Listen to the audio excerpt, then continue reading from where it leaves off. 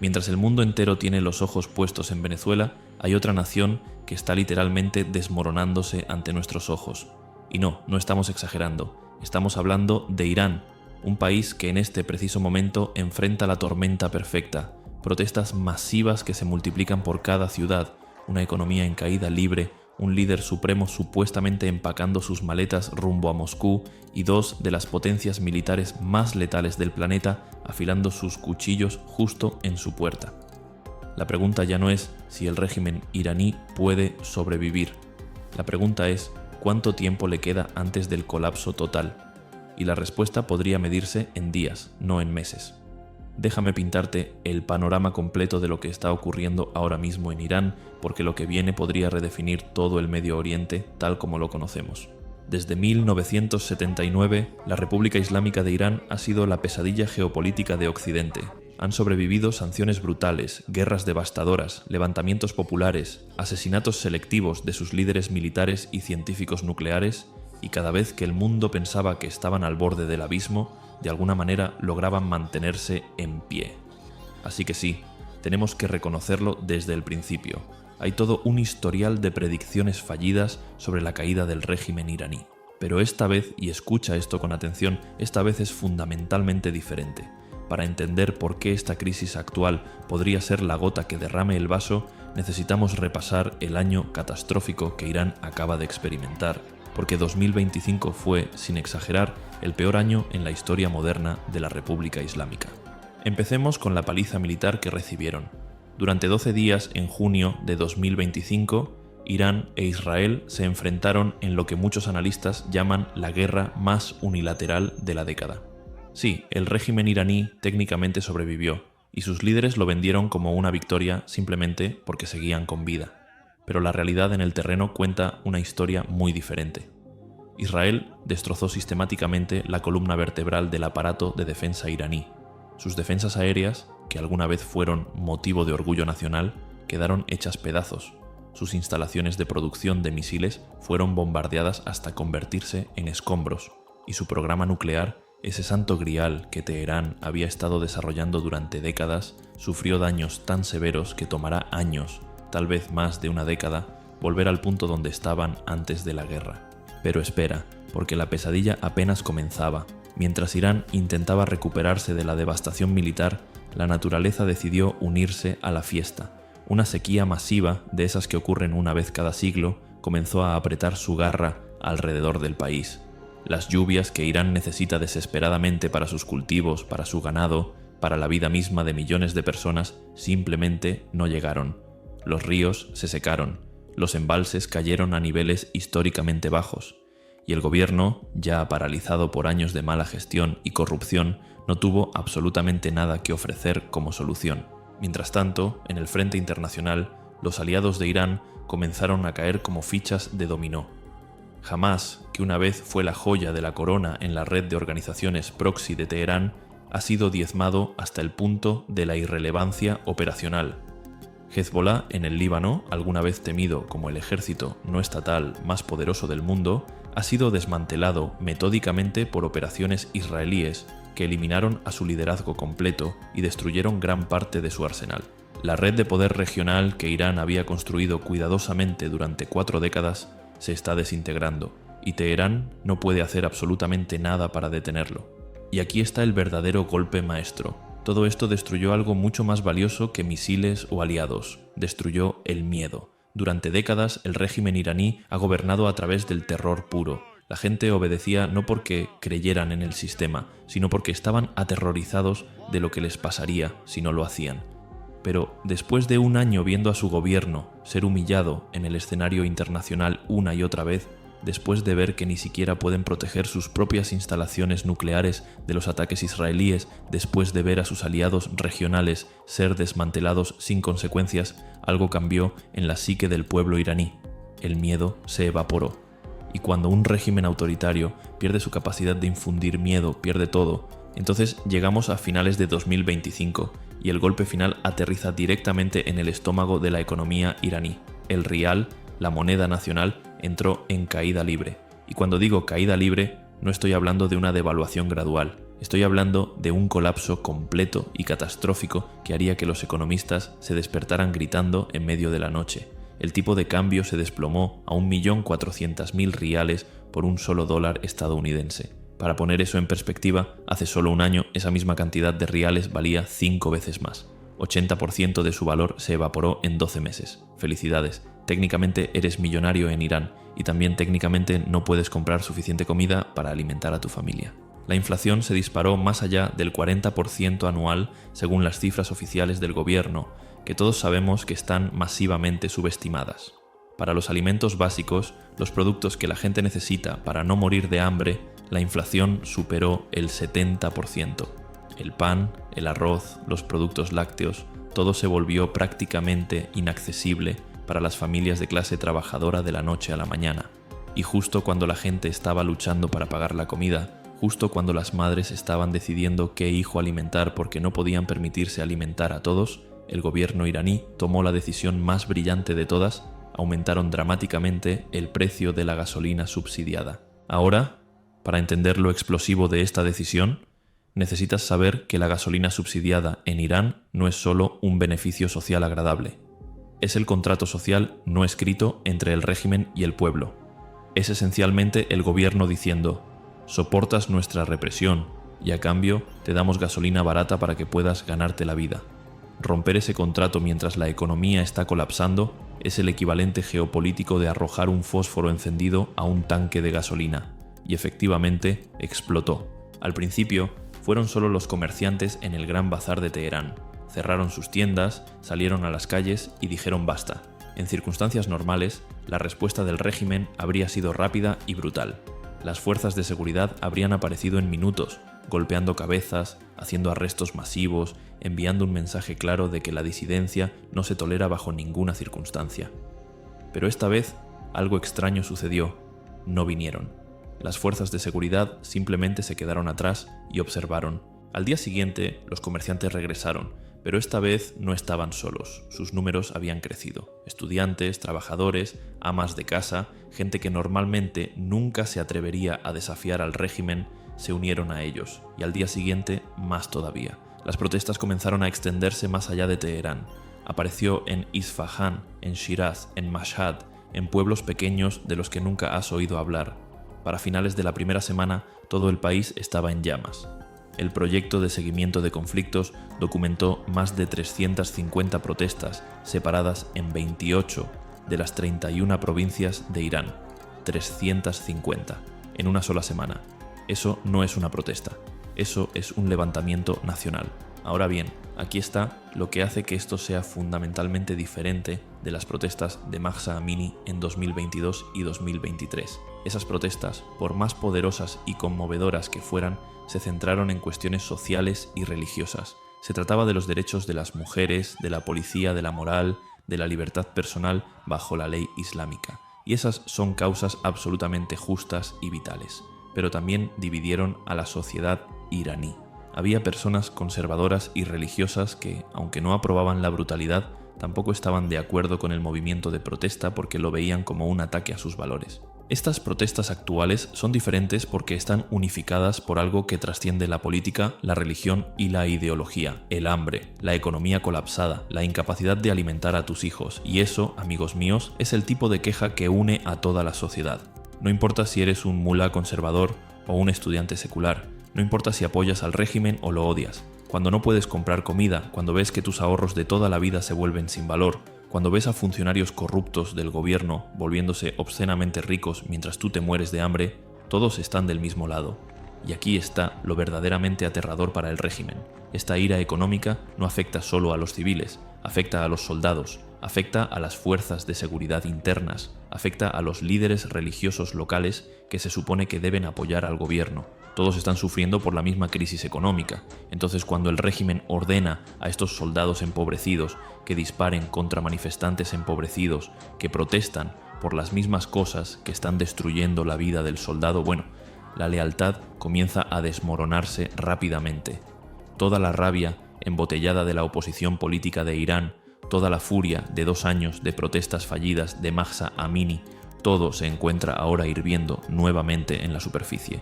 Pero esta vez, los manifestantes aprendieron de sus errores anteriores, son más cautelosos, más organizados, más conscientes de las tácticas del régimen y están siendo alentados por algo más, la notable falta de respuesta del gobierno.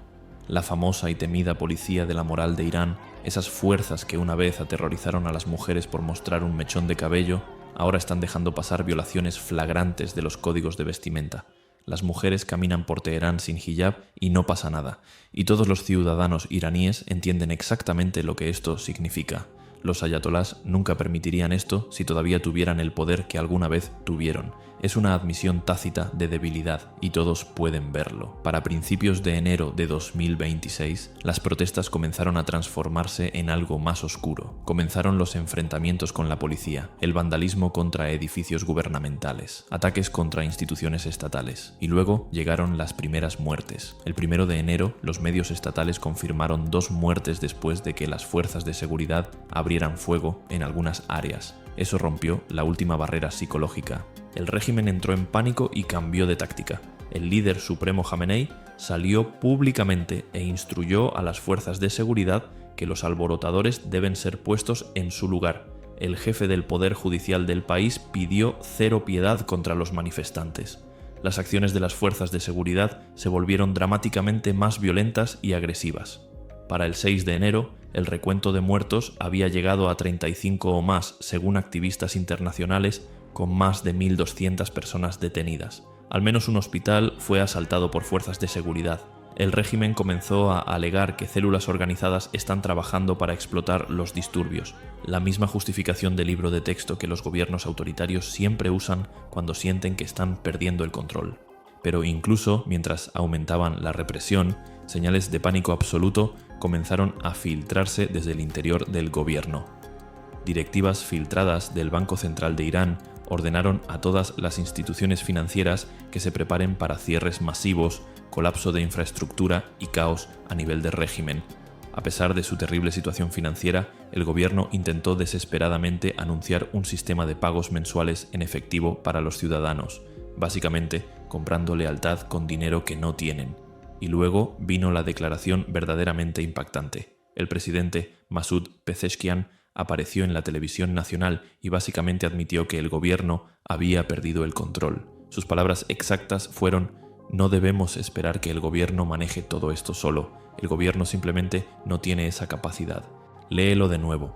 El presidente de Irán admitiendo abiertamente en televisión nacional que su gobierno no puede manejar la crisis.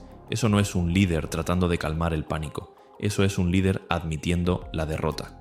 Ahora bien, antes de continuar, necesito ser completamente claro sobre algo.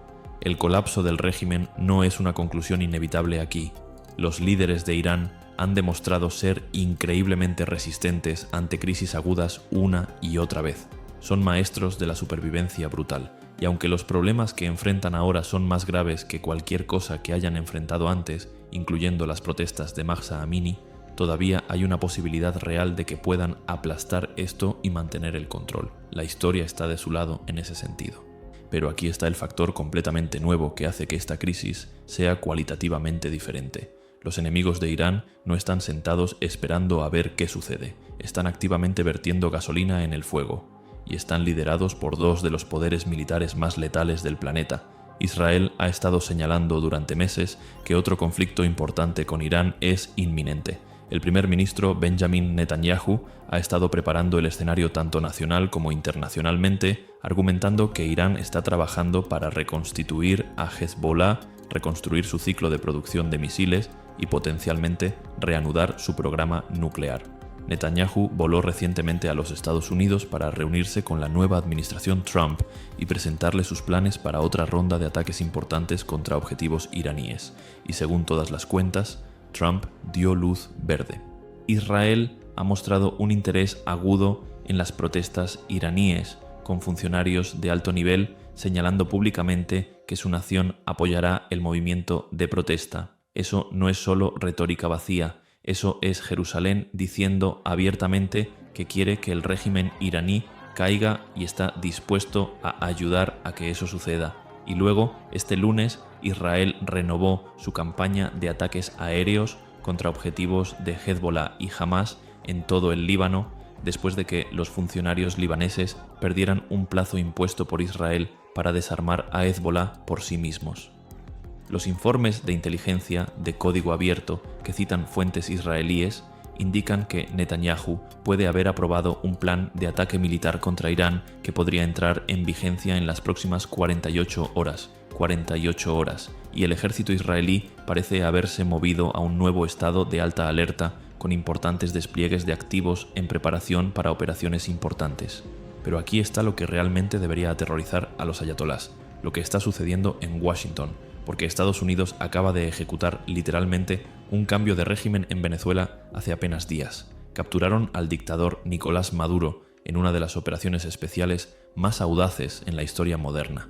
Y después, Trump y su círculo íntimo advirtieron públicamente a otras naciones del mundo que sería prudente prestar atención a lo que acaba de suceder. Según funcionarios iraníes que hablaron con Reuters, hay un miedo genuino en Teherán de que se convertirán en la próxima víctima de la política exterior agresiva de Trump. No están siendo paranoicos. Trump emitió una declaración la semana pasada, el día antes de la operación de Venezuela, amenazando que si el régimen iraní mataba a manifestantes pacíficos, entonces Estados Unidos estaba preparado y listo para actuar. Eso fue cuando el recuento de muertos reportado todavía estaba en dígitos individuales. Ahora estamos en 35 muertos confirmados, incluidos menores. Públicamente, Irán ha respondido con todas sus habituales amenazas apocalípticas. El líder supremo, Jamenei, dijo que su nación no cree que Israel evitará buscar confrontación y que en respuesta, Irán no limitará su respuesta a un futuro acto de agresión israelí.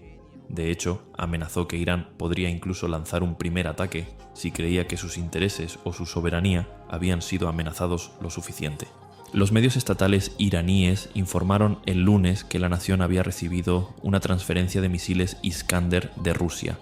El Iskander es un misil balístico con una ojiva de hasta 700 kilogramos y un alcance de hasta 500 kilómetros. No es suficiente para llegar a Israel, pero más que suficiente para atacar activos estadounidenses en Qatar, Bahrein o Kuwait, forzar el cierre del estrecho de Hormuz o atacar infraestructura petrolera crítica en Arabia Saudita, los Emiratos u otras naciones del Golfo.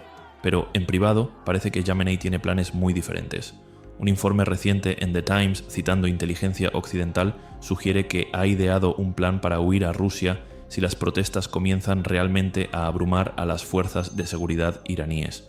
Según ese informe, Jamenei y hasta 23 ayudantes y miembros de la familia volarán directamente a Moscú en un avión lleno de efectivo y otros activos, un plan informado por las acciones de Bashar al-Assad durante el colapso del régimen sirio en 2024. Entonces, sí, existe una posibilidad real de que la agitación geopolítica de principios de los años 20 termine con Jamenei y Assad juntos en un apartamento en Moscú. Tal vez jugando videojuegos, Call of Duty quizás. La ironía sería deliciosa. Independientemente de las verdaderas intenciones de Jamenei, todos los signos apuntan a una acción militar inminente en Medio Oriente, probablemente con Irán en la mira. Durante los últimos días, más de una docena de aviones de transporte estratégico estadounidenses han cruzado el Atlántico, primero a Gran Bretaña y luego más al este. Según informes del UK Defense Journal, muchos de esos transportes llevan helicópteros operados por los Night Stalkers, la unidad de operaciones especiales de élite que voló a los comandos de la Fuerza Delta al corazón de Caracas hace apenas días. Hablando de la Fuerza Delta, según se informa, también han girado hacia Medio Oriente junto con otras unidades estadounidenses de élite en Europa, incluidos los Rangers del Ejército y las fuerzas de asalto aéreo que se están reposicionando rápidamente mientras hablamos. Los datos de seguimiento de vuelos han mostrado aviones cisterna de reabastecimiento estadounidenses y británicos y transportes dirigiéndose todos hacia Medio Oriente, mientras que el análisis de código abierto ha sugerido que un apagón inexplicable en el espacio aéreo de Grecia y Creta el lunes puede haber sido destinado a enmascarar el movimiento de activos estadounidenses. Las aeronaves de inteligencia estadounidenses han estado operando continuamente frente a la costa iraní. El comandante del Comando Central de Estados Unidos acaba de hacer el largo viaje a Bahrein. Según el medio Kurdistán 24, los operadores de la Fuerza Delta actualmente están tomando posiciones a lo largo de las fronteras de Irak con Siria y Jordania, posiblemente con un objetivo a corto plazo de lidiar con las milicias respaldadas por Irán en el área que se niegan a desarmar, aunque esos informes actualmente son un poco confusos. Y finalmente hay que mencionar una serie de informes que sugieren problemas en Siria, donde Israel supuestamente advirtió al líder de transición de la nación, Ahmed al-Shara, que Irán está planeando matarlo.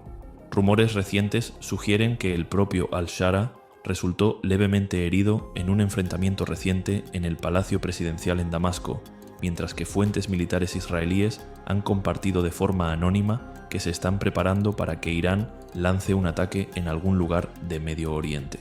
Todo parece indicar que una crisis repentina que involucra a al-Shara o de otro tipo podría provocar una respuesta militar inmediata desde Jerusalén. Y aquí está lo peor para el régimen iraní. Los ayatolás no tienen ninguna razón para creer que pueden disuadir la acción de Israel o Estados Unidos en este momento. Misiles Iskander aparte, las defensas aéreas de Irán fueron completamente devastadas en su guerra de 12 días con Israel y en los intercambios que la precedieron. El país básicamente no tiene medios para protegerse de un ataque aéreo inminente. Sus reservas de misiles y drones de largo alcance no han sido completamente destruidas, pero han sido seriamente disminuidas, junto con gran parte de su infraestructura de lanzamiento, y la decisión de Israel de destruir instalaciones clave en la cadena de suministro de producción de misiles de Irán significa que no puede reponer sus reservas en el corto plazo. Sus fuerzas proxy internacionales no están en posición de ayudar. Sus fuerzas terrestres son inútiles contra un ejército israelí sin deseo de enfrentarlo en tierra. Y aunque Teherán podría amenazar el estrecho de Hormuz o la producción de petróleo de Medio Oriente, no tiene ni de cerca la potencia de fuego que necesitaría para hacer frente a las represalias abrumadoras que seguirían. Y todo eso ya sería bastante malo, incluso si la sociedad iraní no estuviera en un estado de agitación total. Ahora mismo las paredes se están cerrando sobre los ayatolás desde todos los lados. No pasivamente, no por accidente, sino porque las muchas fuerzas que quisieran ver caer al régimen de Irán han reconocido que este es su momento. El movimiento de protesta de la nación está tomando el control. Israel está listo y preparado para participar en un conflicto total. Y Estados Unidos ha dejado muy claro que no será frenado por ningún límite internacional además de su propia ambición. Irán está al borde del colapso y sus líderes, sus ciudadanos y sus enemigos parecen saberlo. Lo que viene a continuación es destrucción, y puede que Irán no tenga mucho tiempo antes de que ese proceso comience.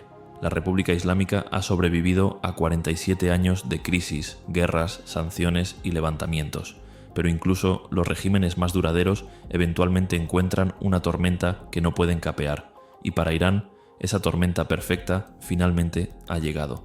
Con enemigos en cada frontera, una economía en ruinas, un pueblo que ya no tiene miedo y las fuerzas armadas más poderosas del mundo preparándose para atacar, el régimen enfrenta su mayor amenaza existencial desde su fundación. Los próximos días y semanas determinarán si los ayatolás pueden sobrevivir una vez más contra todo pronóstico o si finalmente estamos presenciando los últimos momentos de uno de los regímenes más controvertidos de la historia moderna. Pero una cosa es absolutamente clara, el reloj está corriendo y el tiempo de Irán se está acabando rápidamente.